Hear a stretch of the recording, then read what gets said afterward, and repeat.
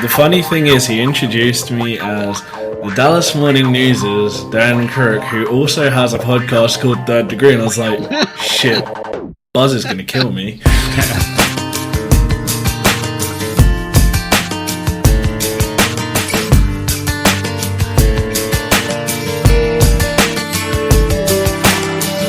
Well, hello there, FC Dallas Curious fan. Welcome to another edition of Third Degree, the podcast. Hi, I'm Peter, and we do have our normal trio today, the good guys.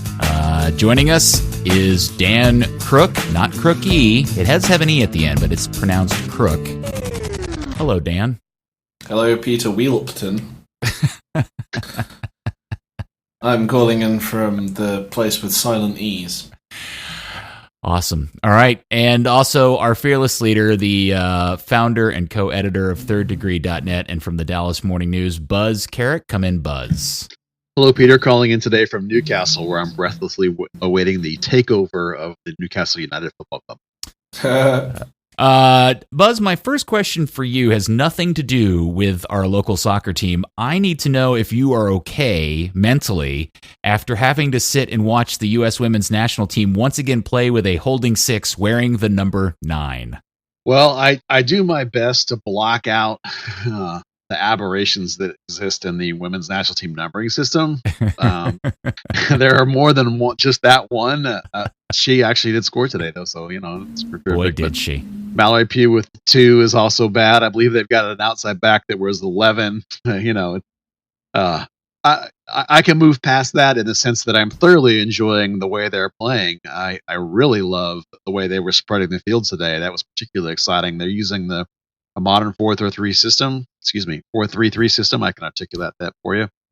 And it was fun to watch. It's fun to watch them be better than everybody else. They haven't given up a goal, and the thing I was worried about, their defense so far hasn't raised that ugly mark. So it looks good. I'm excited. Go USA. And I thought they had an overall good game on a day that Megan Rapinoe was pretty crappy. Yeah, well, I'm certainly not high on the Megan Rapinoe bandwagon. I've managed to not get a seat on that at all, and especially at I believe she's 33 now. I'm definitely not on that wagon. For me, she's the Roland Lamar of the U.S. Women's National Team, which I know some people probably rip me for. But that's a hot soccer opinion right there. She's a player that scores big goals and occasionally gets a really big assist, but many other times is a turnover machine and is a black hole in the field sometimes. I actually think the current 4-3-3 system does a really nice job of isolating her high on the wing, where she's more effective, where she has a quicker path to goal and a quicker path to the box, and that's excellent. When she was in a 4-4-2, there was too much defensive responsibility over there. So this new system, actually, that they're using, and I say new, I don't know how long they've been using it because I'm not an intimate follower of the women's national team, but the 4-3-3 is actually ideal for her on the left wing. So, as far as it goes, her negative impact is lessened and her positive impact is amplified, and that's terrific. And they look great so far. I hope Alex Morgan's fine with her whatever knee problem there that had her go out of the game. This is going to sound like I'm being creepy old man, but I mean this in the same way I say about watching, professional male players. I can't figure out who my bigger soccer crush is on. I can't tell if it's Tobin Heath or Kelly O'Hara. Well, mine was Tobin Heath, but now it's Rose. I'm big on the Rose bandwagon. I have a seat in the front row of that one. Yeah, but, she's spectacular, and Tobin Heath is spectacular, and O'Hara's a quality player too. So, but for me, it's Rose and Tobin. O'Hara just looks like she would run through a brick wall, and Tobin to a degree does too. But there's just something about the tenacity at right back that I just, especially in some of those tackles, when she won that slide tackle and just picked up the ball and kept running with it. That's my kind of football. So I thought that was great. Dan, are you excited about the premise of a USA-England matchup, and what would you do? Who would you root for? Well, it will be a matchup in the semi-final. Oh, will it? And yeah, England are playing Cameroon, US are playing Spain, I think. I mean, kind of not difficult games. Well, who would you play? Who are you lined up to play after Cameroon then? Because they'll play. US will play France in the quarterfinal. Australia or someone else. Oh, 2A. Yeah, go ahead. Anyway, it'll be the semi-final. All right. You're talking about through the group stage, probably the two best teams in it. Well, I guess my question for you is, as an Englishman, what is your level of interest in the women's national team? And assuming that is relatively of some level of high, what do you think they play great football? Are you proud of them, or is it something you dismiss? I've never heard you talk about them before. It's a fantastic team. You talked about your soccer crush, mine's Steph Houghton, obviously. I'm really excited for that potential semi-final. Excited for a potential quarter-final with Australia. It was really exciting game with Scotland, very closer than it should have been, but and coasting past Japan, which multiple-time finalist and winner. It's been a bigger story in the UK really with since Phil Neville got the job.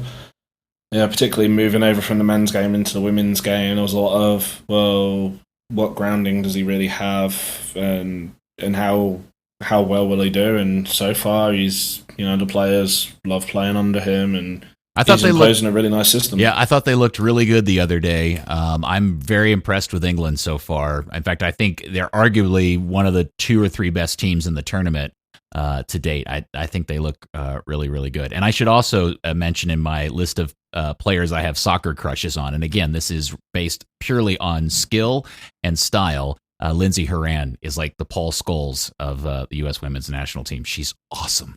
See, I thought you were going to have a dilemma then. You were going to say Nikita Paris of England and then be like, oh, she's still a Man City player for a few more weeks. No, that's not who I was going to say. Look at this bracket, though. The other half of the bracket is weak. Well, this is one of those weird things that I've noticed. So somehow France ends up getting to play a third-place team in the first quarterfinal. Now, that means they do end up getting, in the first round. That means they do end up likely, you would hope so, end up with the unfortunate France-US quarterfinal matchup. It just seems a little too convenient that the host nation gets one of those third round teams. And do we know? Oh, yeah. France, although they do get Brazil, so maybe that didn't work out in their favor. A France-Brazil first knockout round game, that there's going to be a lot of pressure on France to pull that off. Yeah, I mean, I don't know that Brazil's great, but they certainly are dangerous. That's not necessarily a walkover. But the other half, Netherlands, Japan. Japan is down. Netherlands looks pretty decent, but Italy, China, that's not that great. Sweden just got wrecked by the United States. Canada's okay. Germany, Nigeria. I mean, the three powers are. The three powers are the U.S., France, and England so far, and Australia, who should be a power. Those are all 4 in the bottom bracket. It's just ridiculous. Well, you'd argue the Netherlands should probably be the best team from that half of the bracket. I would think so. Yeah. As tough as the bracket is lined up for the United States, there's a part of me that is glad that way, because if in fact they ultimately go through and win this World Cup, at least they can say they did it having to play the most difficult path. Yeah. Because in my eyes, and I'd be interested in Dan's perspective here, because obviously it's not his favorite team, it is clear to me they are by and far the best team in the tournament, and it's not really close, especially when they're like in the first half of today's game. We're taping this a couple of hours after the U.S. Sweden game. Their tenacity and energy and pressing, and on the other end of the field, the ease in which they seem to break and get past the Swedish high press, I just thought really was quite good today. I was super impressed. Unfortunately, I didn't get to watch today's game. I was dealing with CONCACAF. That was fun. But you might as well say getting a colonoscopy. I mean, that would have been more fun. Obviously, we do get the pleasure of having the US women's national team in Frisco quite a bit. Unfortunately, against poor opposition, but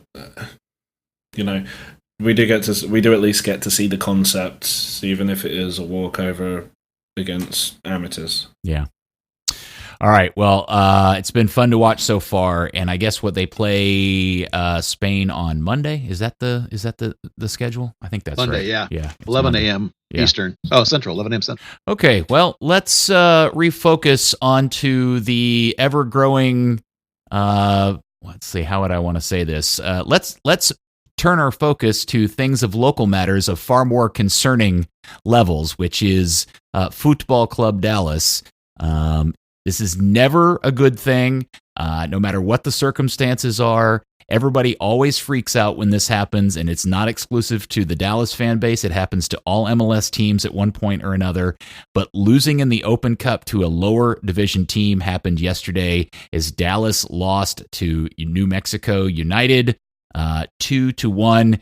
And I only saw bits and pieces of this game, but I knew it wasn't going to go well when the FC Dallas Twitter account tweeted out the most ridiculous tweet highlighting not even a really good nutmeg on Mikey Barrios's part that actually resulted in a turnover, and they were tweeting it like he had just pulled off one of the coolest skill moves of all time. And I knew right there the karmic doom had been placed on the result. Yeah, it was not a good display. I think I spent the majority of the first half tweeting about the missing intensity, the missed battles that New Mexico was beating Dallas players to the ball consistently. I think tweeted the definition of lackadaisical at one moment.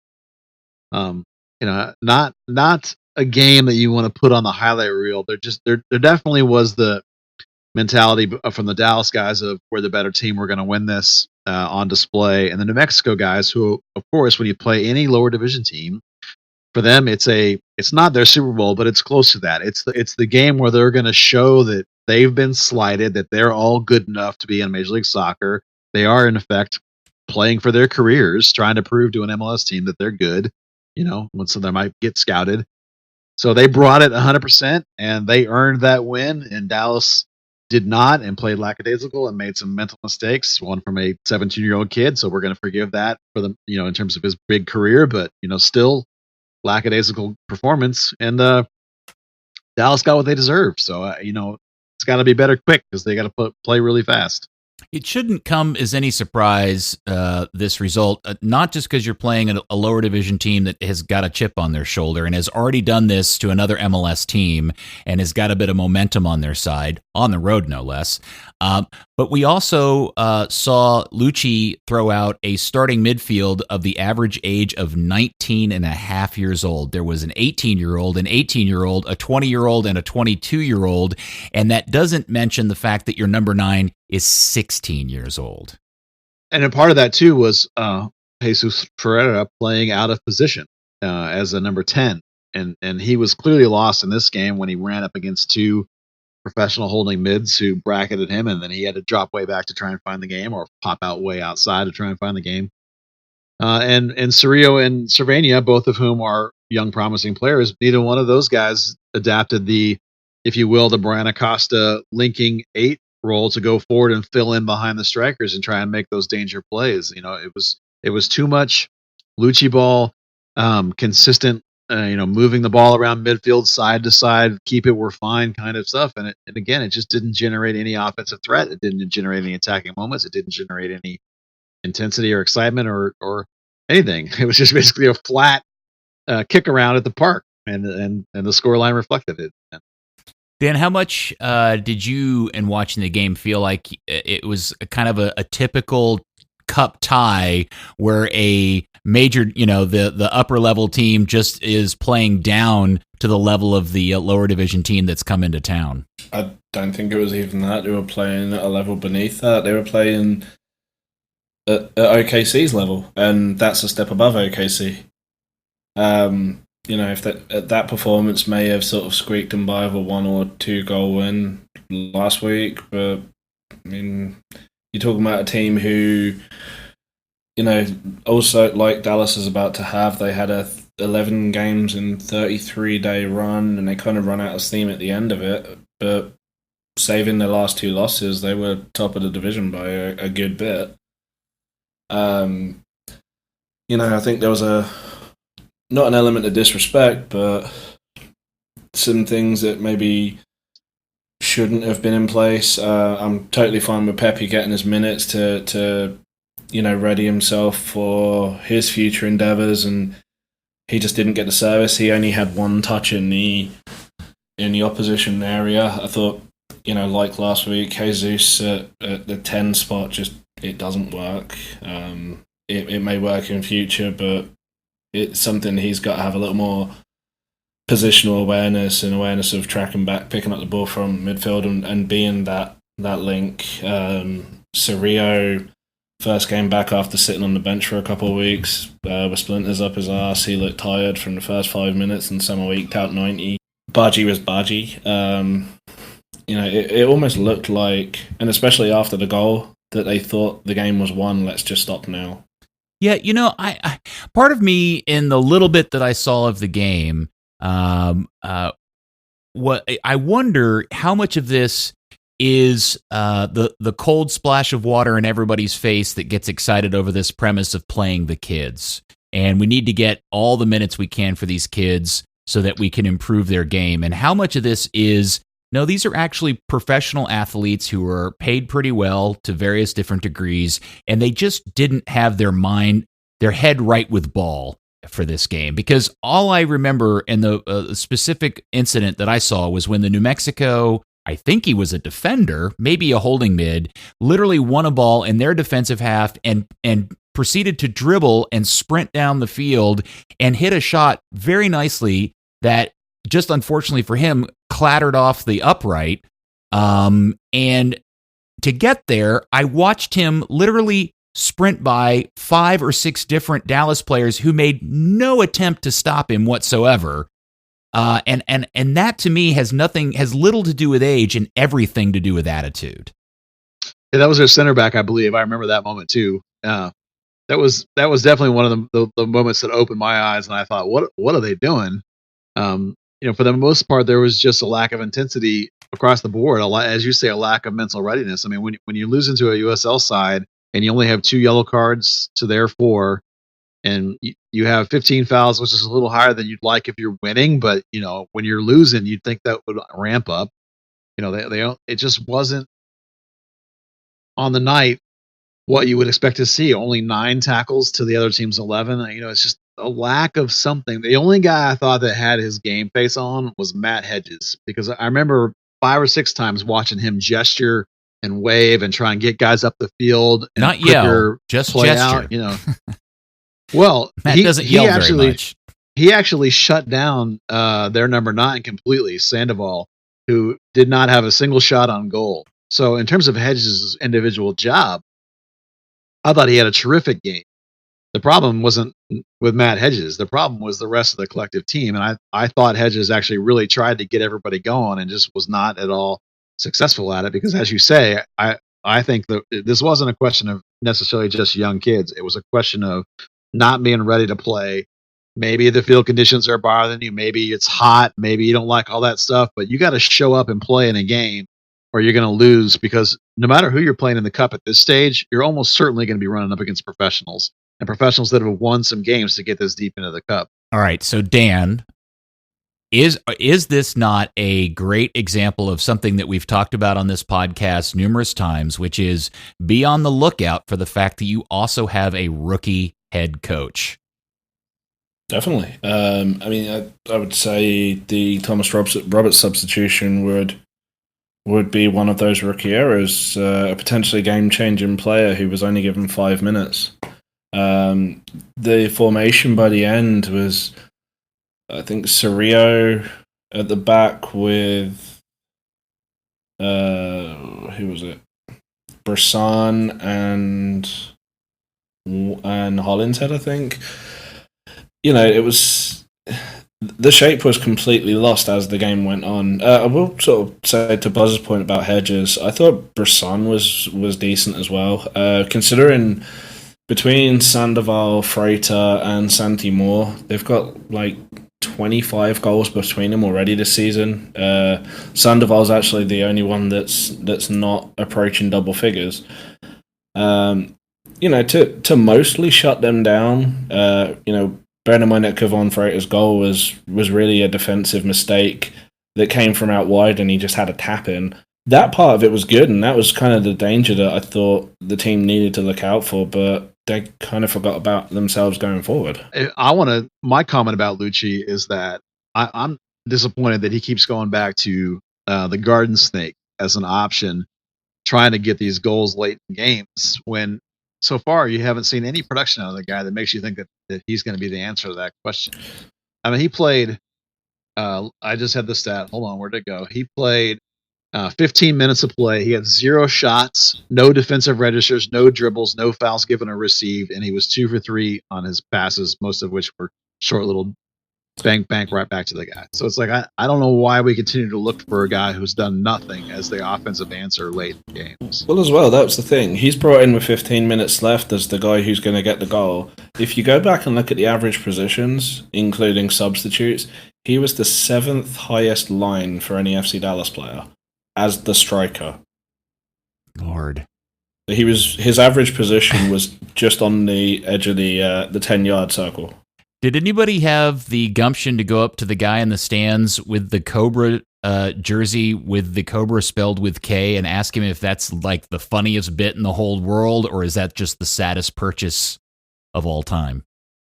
I did not say anything to him because I didn't. I people buy jerseys for all kinds of reasons, and maybe he was pretty excited about what he thought the guy could bring. But it certainly, when I saw it, I thought, oh man, that's a tough wear at this point.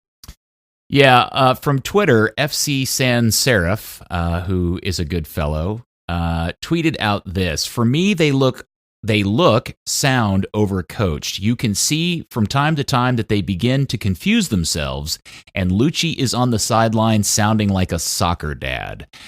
That's a really I think that's an interesting comment. In this thing that we keep talking about, where is Lucci getting anywhere at this point, or are we starting to get into? Are we starting to see in a team that has struggled to win games of late? They've won a couple, right? They beat Oklahoma City recently. They've won an MLS game of late, but overall, in the last 8 weeks, it hasn't been the best span of time. Are we seeing a byproduct of a rookie coach still trying to figure out how to do this job, especially when you see him insist on trying to play Jesus Ferreira as a number 10 when he's got somebody like Thomas Roberts that probably is going to fill that role better? I feel like he's searching for answers. It's been a couple of months now that we've been talking about the disconnect in the final third. How they've reached this high possession stage, but they're not getting the action in the offensive section. And since then, and a lot of it has been when Paxton's been gone, and Paxton being gone exposed the fact that nobody else is doing it. Whether that be Mosquera before he was hurt, or whether it be Aranguiz as a false wing, or whether it be Baji, or whether it be somebody out of the back. And there's maybe something to be said in that he's trying to get guys to do stuff that they don't really do. The idea, some of the overcoaching for me is trying Jesus Frey as a different spot, or Reynolds' first half reaction where he was playing high possession Lucci ball when I want to say to the guy, look, you're on the field because of your game breaking pace and your offensive skills. Like, you need to attack the back line and put it under pressure and stretch it and make it fall apart, particularly because, and this Baji didn't do this either, because New Mexico spent most of the game playing in a mid block, not in a low block. They didn't do that until late, so they were winning. So there was plenty of space behind that. Baji didn't take advantage of it, and Reynolds didn't take advantage of it. Barrios tried to, but just wasn't effective on this particular night, but at least he got behind there and got balls in. So, they're clearly searching for answers, and Lucci's searching for answers. And maybe if he was 10 years into his coaching career, he would, as a head coach, he would have the answers already and be able to implement them rather than be looking for them. But, this is, as you say, it's a product of a lesser experienced coach, and maybe it's a product of the roster not fitting what Lucci wants yet. I really believe that over this next summer and this next winter, Lucci's going to change another 5 to 10 players out on this team to get what he wants. Well, there was lots of social media last night and today, not surprisingly, with the overreaction, knee-jerk opinion of that he needs to be fired, which is pretty ridiculous, obviously. Yeah, Dan, you have a really interesting theory I want you to talk about, which is the Hollingshead as a Band-Aid theory. Explain what you mean by that.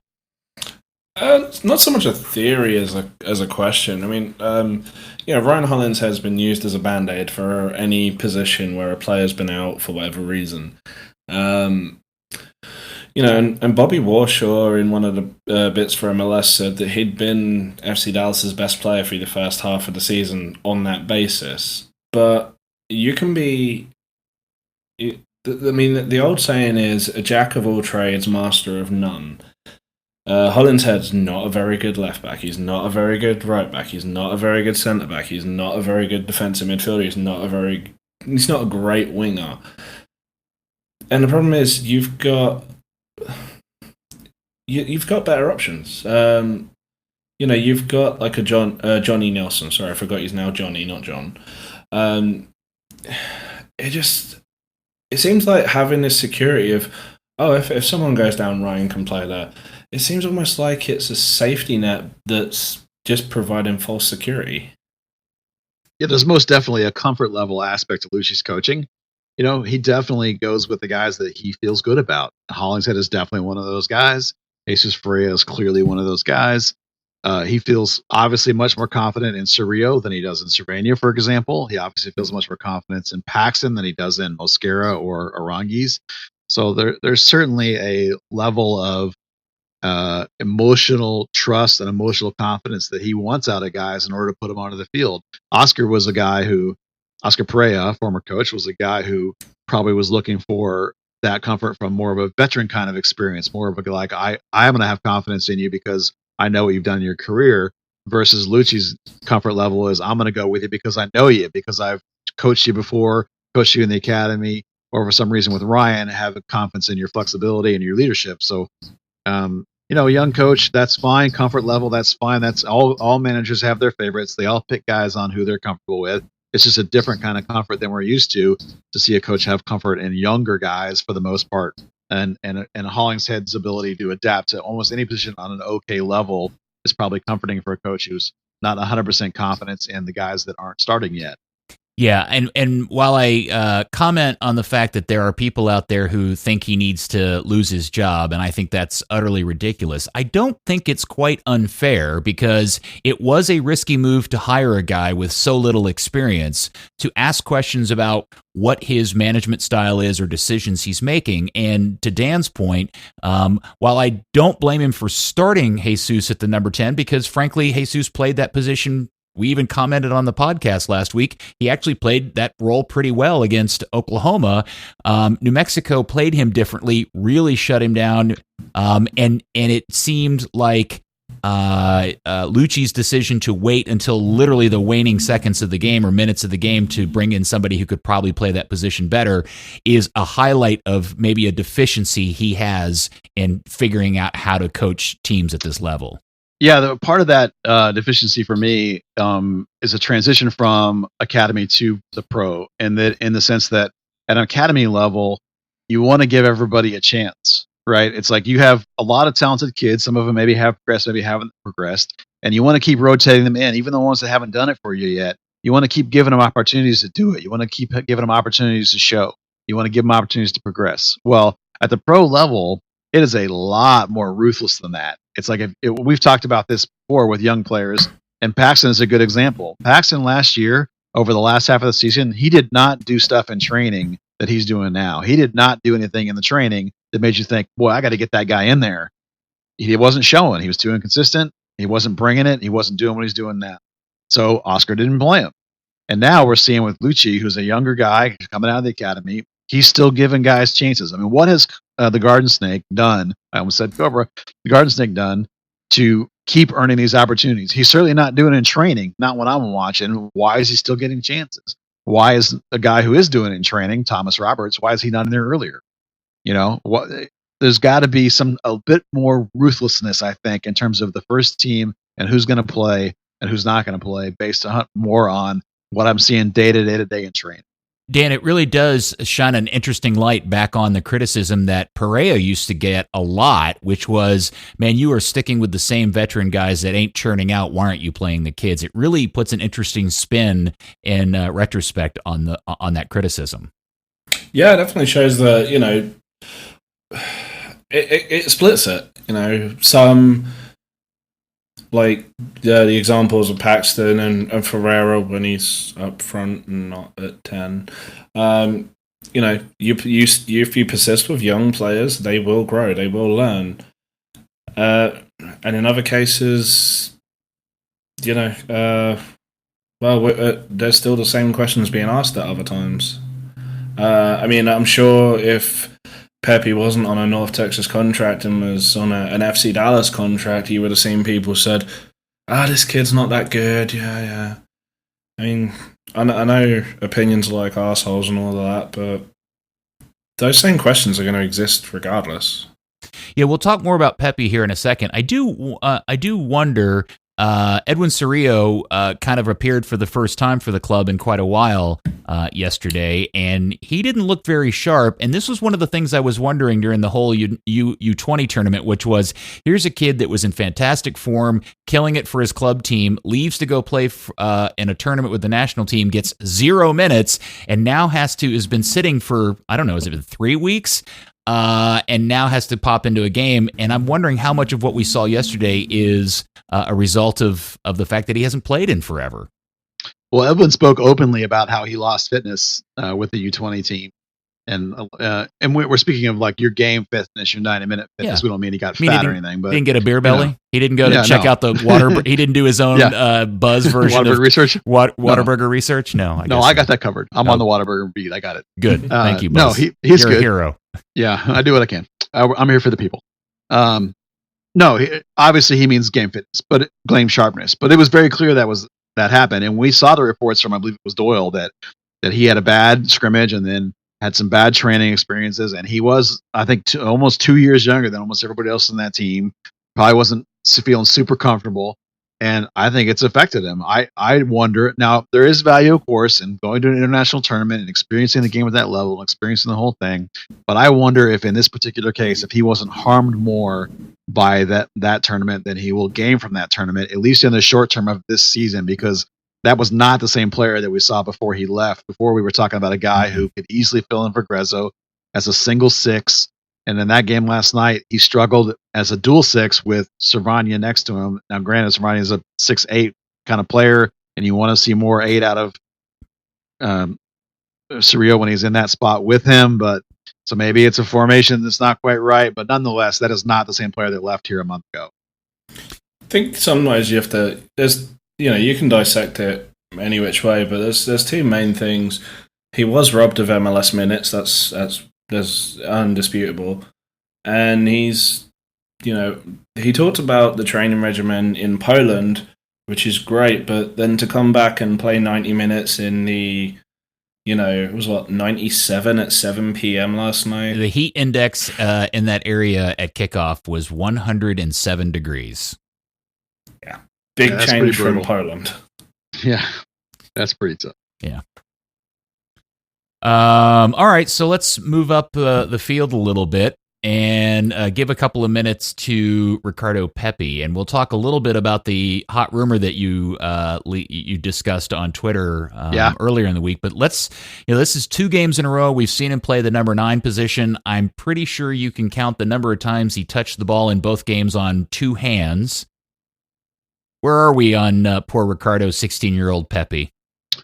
Well, we're same place we were before, which is, when you watch him play with FC Dallas, you have to take into your head how young he is and how inexperienced he is. And the things that are super positive are his work rate, his positioning, his off-ball running. He does everything that you need out of a senior adult men's professional 9, and he's not yet that. He's a kid.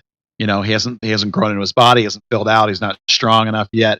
But you get excited about all the raw things that are there. Now, in this current FC Dallas system, any 9 that they are playing so far has struggled to get the ball on net at all because they're just not getting enough opportunities. Jesus is the best one because he's probably the most clinical finisher of that group currently.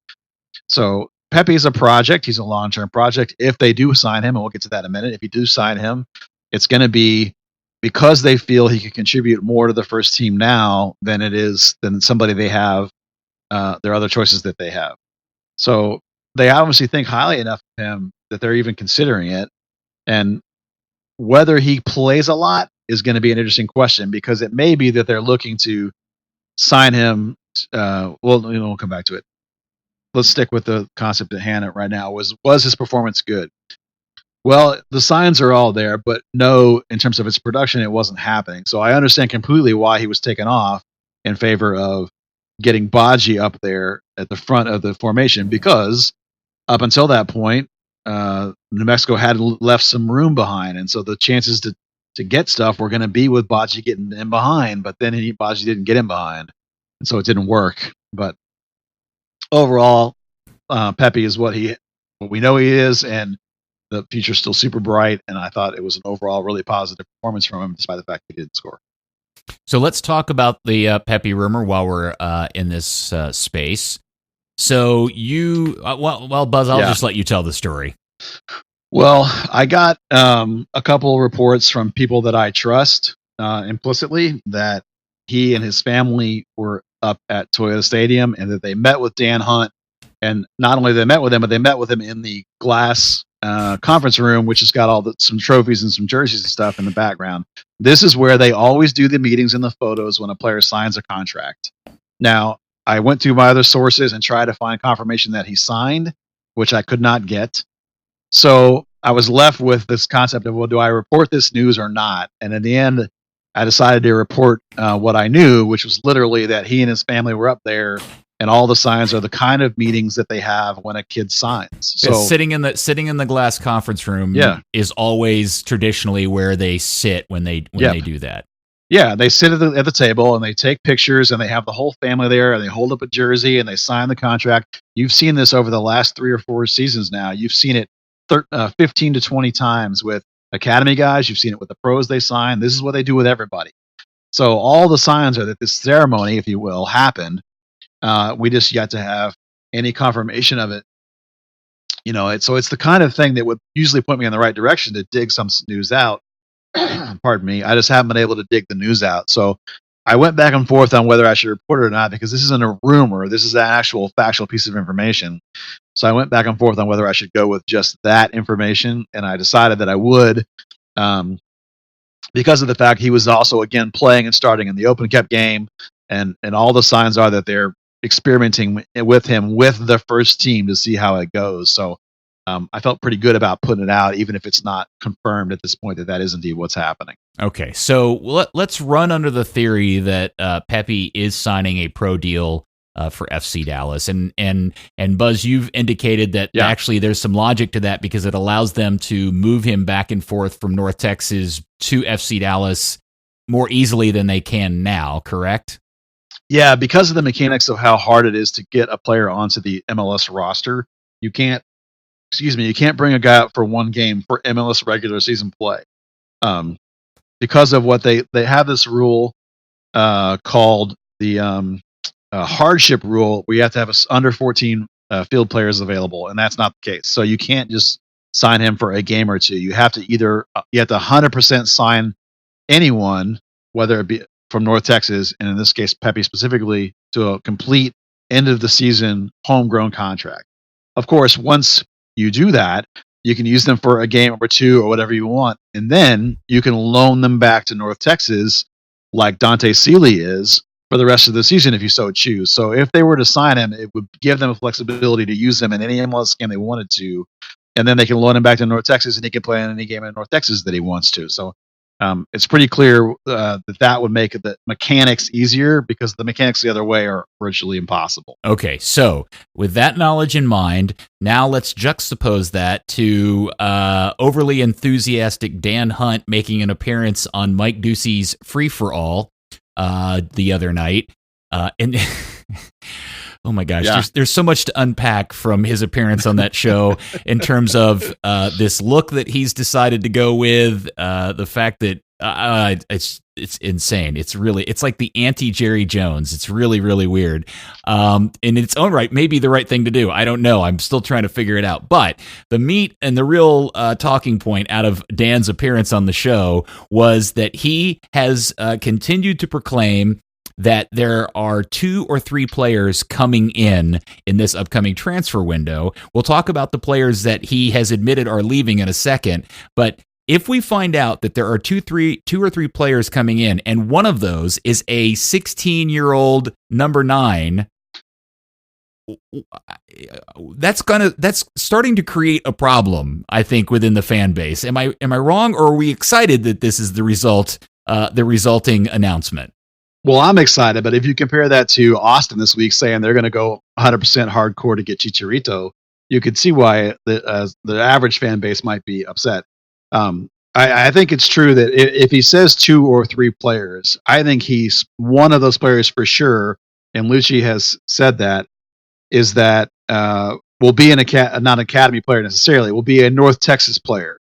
And we've talked before about the idea that it would be a player that they feel can contribute. They're very adamant about that. It's not just going to be come up and hang around. It's like you got to be able to play. And so clearly they've been testing Pepe, and clearly that's one of the possibilities. And I think it's going to be what's going to happen. So outside of that, then when he says 2 or 3, that means that one of those will be the North Texas guy, probably Pepe, and then there'll be 2 or 3 other signings that'll replace either the 2 or 3 players that are departing. No. It means there will be 1 or 2 other signings, not 2 or 3. Yeah, I'm sorry. Yeah, you're right. Okay. I've been articulating that correctly. And when Dan Hunt, hold on. And when Dan Hunt says, and when Dan Hunt gives you an option, I generally tend to go with the latter as what will actually happen. Yeah. And you can foresee a scenario where we get to the end of July, and what we end up with is, I don't know what 1 is, but 2 is a 16-year-old kid. Yeah. And and that's not going to cut it for the rest of this season. And maybe there's no reason to. And again, I've made the accusation that I think this team has given up on the 2019 season a long time ago. That they're using this as a rebuilding season. That's a fair take. I think a little bit of the 2 or 3 has to do with the balance of the 1 or 2 going outbound. Because one thing Lucci's been talking to me about for most of the season is that, in regard to the window, is that how many players they might have to go out and get will depend on how many players are leaving. So some of that may be the equivocation of we're not 100% sure who we're selling yet. But I agree with you. I think that they've been working on one player in particular, not an identified player in particular, but a position in particular, and that's the left wing. And then beyond that, I think that who they will go for beyond a North Texas player will depend on who they sell.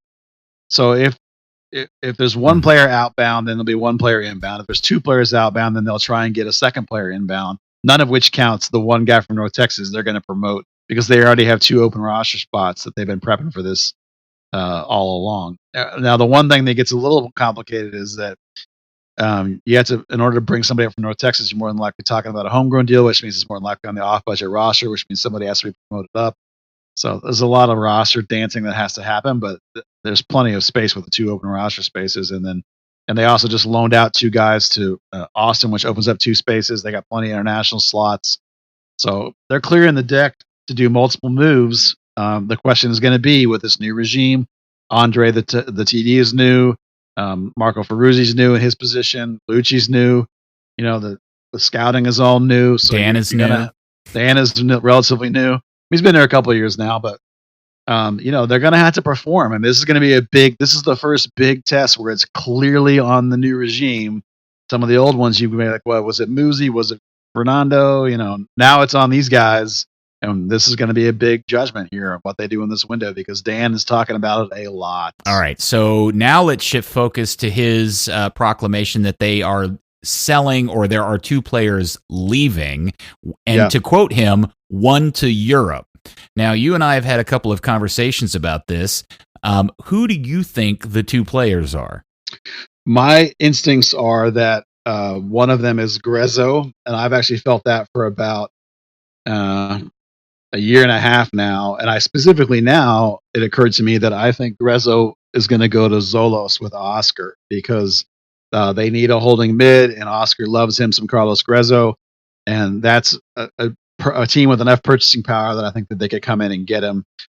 And then the other one, I think, is the one I've been saying all year, is that I think Bayern still likes Thomas Roberts enough, and they'll come in for him, which is the player to Europe part. So those are the 2 that make the sense to me.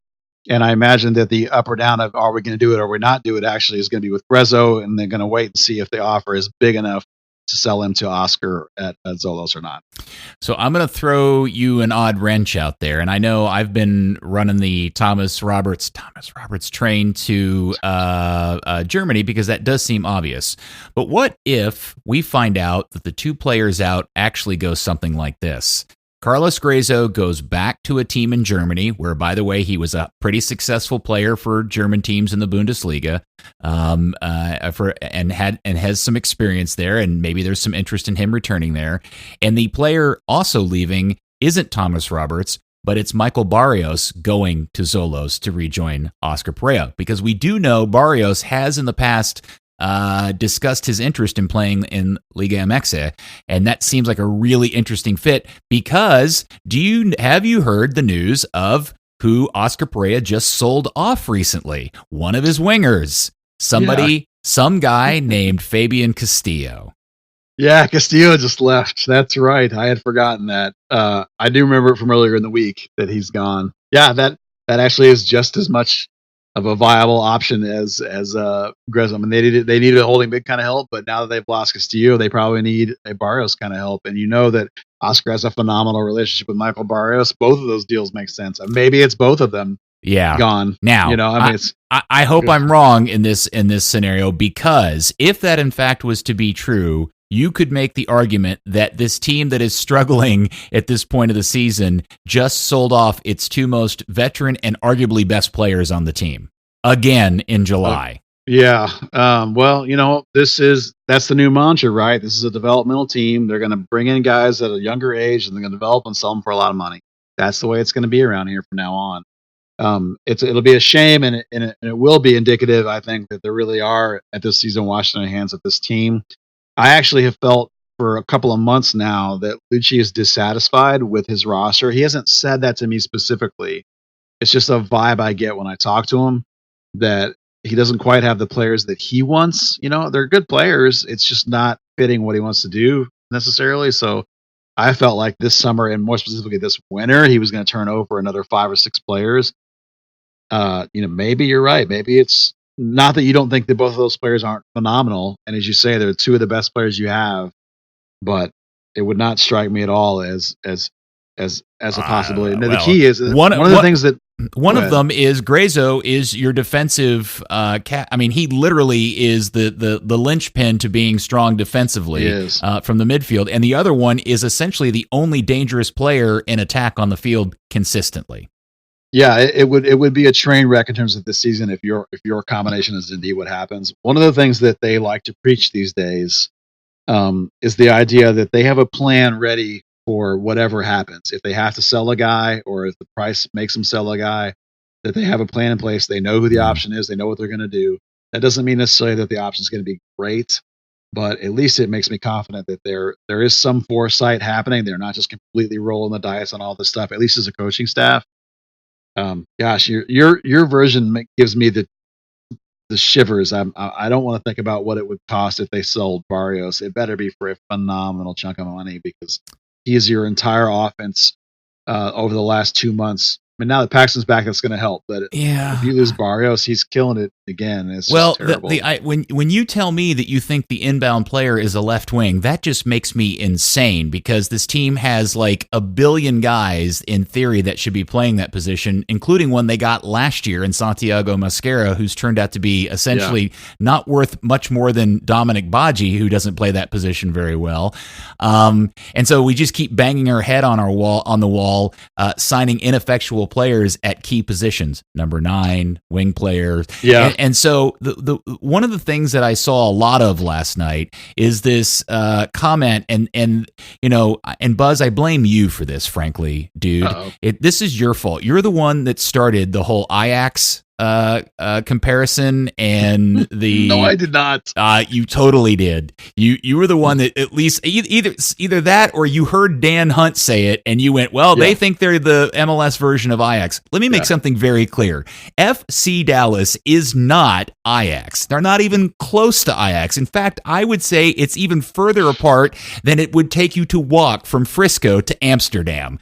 Ajax is a 100-year-old club that has won their league 34 times and last year spent more money in transfer dollars than every other Eredivisie club combined.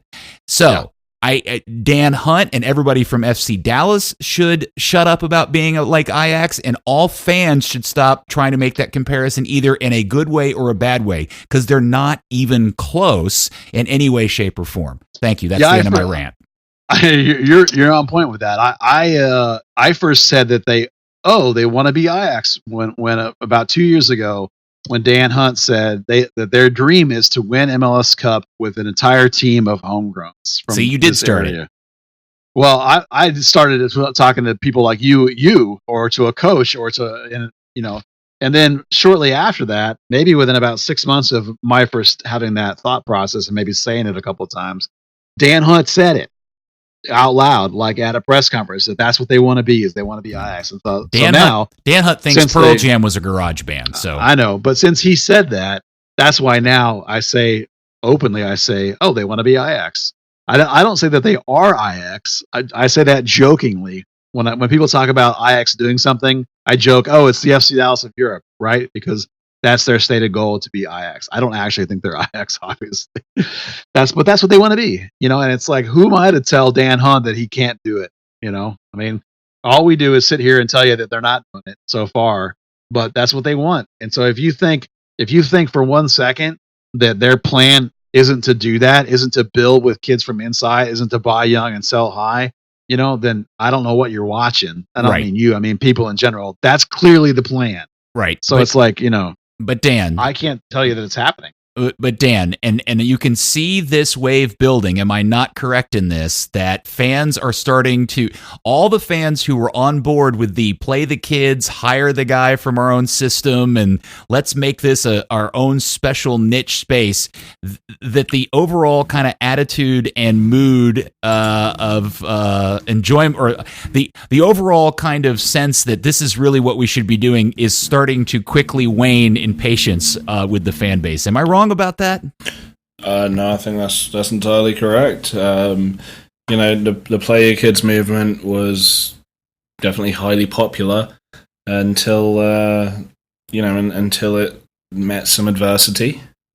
Now fans are getting a bit impatient. There's been a couple of extreme cases where people have suggested walking out of the game on the weekend. I don't foresee that happening. Oh, no, that would just a couple of extreme cases.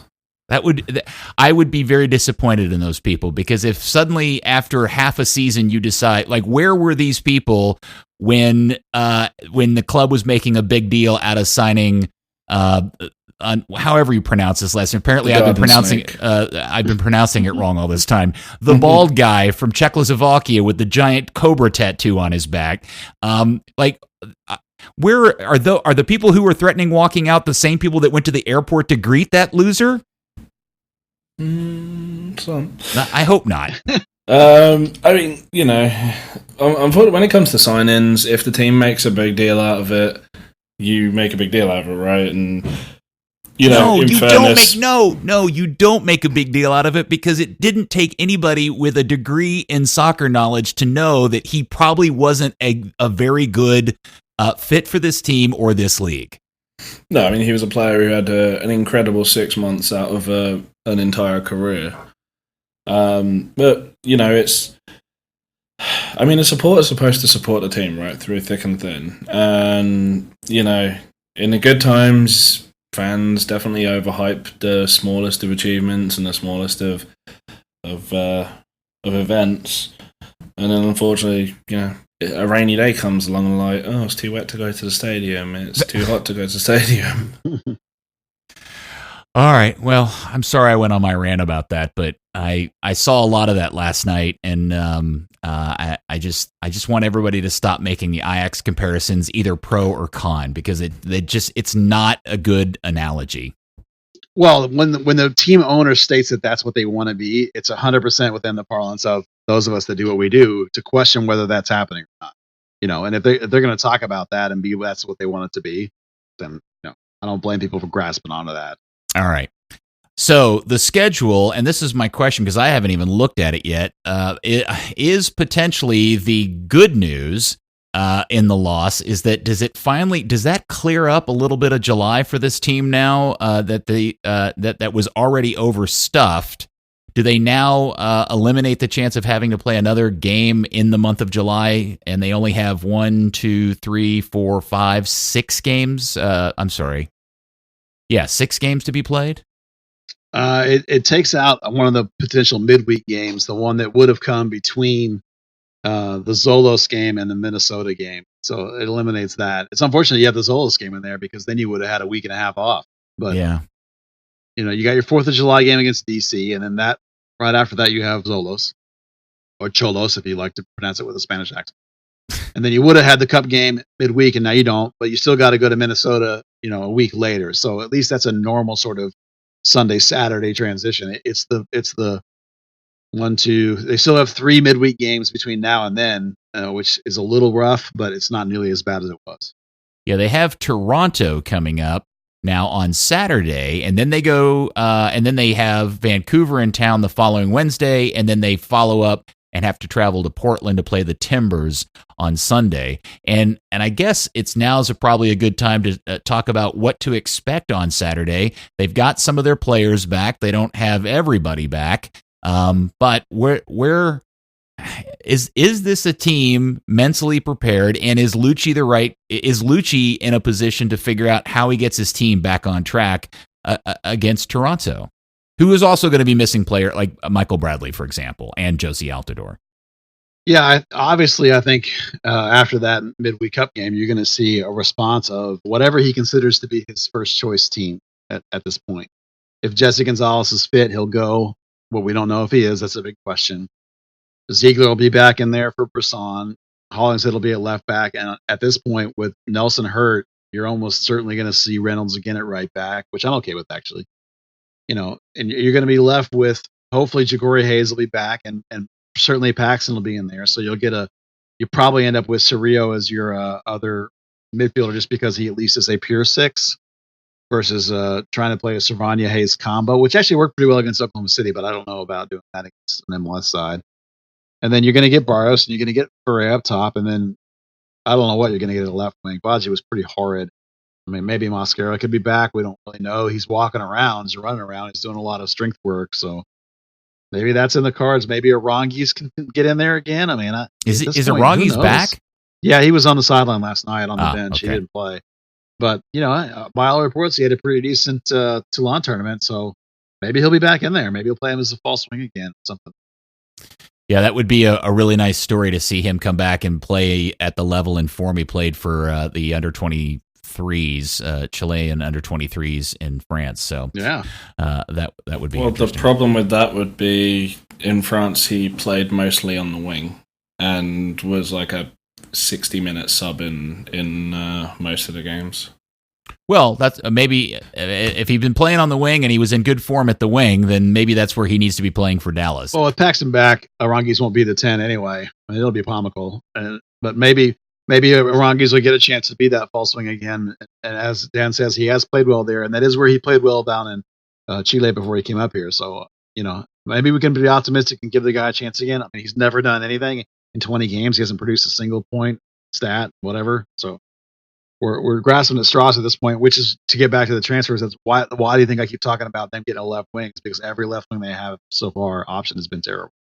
Yeah, I think overall, the thing that I really feel is important is to try to reset everybody's expectations and attitude about the team, and not let everybody turn into freak out mode and be unhappy and bitch about the situation, because this isn't anything that none of us, if anybody that was paying attention, this was all pretty obvious leading up to the season. Huge turnover in the front office, huge turnover in the coaching staff. huge turnover in the roster, and all of those turnovers led to people with very low amounts of experience. So these are all parts of growing and becoming better in the long term. And that's really what we're seeing a byproduct of. And maybe the pitchforks and the torches and everybody screaming for people to get fired is really unnecessary at this point. And just reset yourself, right? Well, we've been talking about this since before the season started, and we talked about it the last couple of weeks too. Is that this team is exactly where we all predicted it would be, right? Between 5 and 7, or maybe you even had them at 8, I think, at this point in your list. Dallas consistently is putting out a team that is despite the fact that right now it's all horrid, right? Well, they're still in the top 5 in the playoffs in the West. I mean, you're not Orlando, you're not FC Cincinnati, you're not New England, who's never in it anymore. You're not Colorado, who's been terrible for 5 years now. It's like it's bad. Like in this moment, it's bad they lost to a USL team, but this is exactly what we expected. It's exactly where we thought this team would be. They're going through the exact growing pains we thought they would have. Young players, young coach, young staff. Everything's new. Everything is rebuilding. Transitional in style of play. Transitional in the roster. It's just going to have some growing pains. You have to bear with it for a little bit of time, but in the long run, they got a lot of young, talented players, and they're going to be a consistently quality product for the rest of this season. Maybe not going to challenge for LAFC for the top of the league, but everybody in the end gets eliminated from the Open Cup except for one team. Everybody loses eventually. New Mexico is one of the best USL teams there is. The big complaint about the game was the lack of intensity from Dallas, who thought they were going to walk over them. They shouldn't have. Nature of a young team, nature of a young coach, nature of a team in the middle of a transition. It's exactly what we expected. Well, I think that's a pretty good summation of the events of yesterday and the season so far. And I've just been notified via chat that Dan has left the podcast. Oh, that's too bad. He said he had to run off. Well, I know he does have a big fancy engagement at 7 that he had planned well on fancy. With a lady friend, maybe? I assume so, but I did not ask. Oh, all right. Well, hopefully good luck to Dan tonight and whatever fancy occasion he's off to. Anything else that you would like to touch on, Buzzard, before we part ways?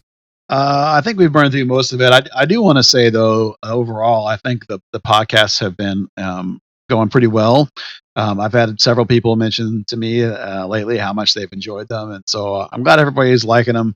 If you do like them, make sure you subscribe, hit the button, all that stuff. Give us a review. We're trying to make this thing have a little traction. I think it's going pretty well, and hopefully everybody's enjoying it. And we're going to try and bring in, when we have guys, when Ann has to be out or I have to be out, we're going to try and have some more guests on down the line, because I think those have gone really well too. But just overall, I'm happy with where this podcast is, and I hope that people enjoy it. Well, that was spontaneous. I'm glad you like it. I like it too. Well, thanks. I'm glad you like it since you're taking part. It would be bad if you hated it since you're the host of the thing. Look, you and I have talked about this numerous times. I've always thought doing a podcast specifically about this club would be interesting. It fits what my wheelhouse is, which is broadcasting. It makes sense. I love, I don't mind doing it. I just wish this club was more popular so that more people would listen to it. I find that disappointing. And maybe, to be fair, that's a byproduct of the quality of the podcast. But I think our podcast is better than that. And I will tell people that you've actually been suggesting to me that we do a podcast since the early 2000s. And for a long time, we just felt like there wasn't the audience with FC Dallas, and maybe there wasn't quite the audience with podcasting, but there's some other podcasts out there that show that at least it was viable on some level. And I think that, like, when I look at the numbers, we're actually getting slightly better numbers than a lot of our posts on Dallas Morning News get. So, oh my God, I don't want to talk about the traffic on the Dallas Morning News page. Well, that is abysmal. It is the nature of the market. It is the nature of the team. So, as you and I have talked about many times, my philosophy is we do the best we can with what we have. This is how we support the beautiful game. We cover this team legitimately and professionally. We have since 1998, or since the end of 1997. So we do what we do, and someday we hope that the team is popular enough that things will become more popular for all of us. But in the meantime, we try and treat it professionally, and we try and do a good job. We hope people like what we do. Until we have 50,000 people every week listening to this podcast, I will not be satisfied. That's okay. We're never going to get 50,000, but thank you for your support. We may have a very high percentage of that number so far, but that doesn't satisfy me. So 49,999 is not 50,000. That's right. That's right. We need that. So just consider the listenership of this podcast somewhat equitable to the average attendance of an FC Dallas home game. Yeah, there you go. Yep. All right, Buzz. Once again, well, thanks to Dan for participating for 3/4 of the podcast. And hopefully he's having a good date tonight, and whatever he hopes happens actually happens. And Buzz, thank you for your time, and thank you, good FC Dallas Curious fan. We'll talk to you next time on another edition of Third Degree, the podcast.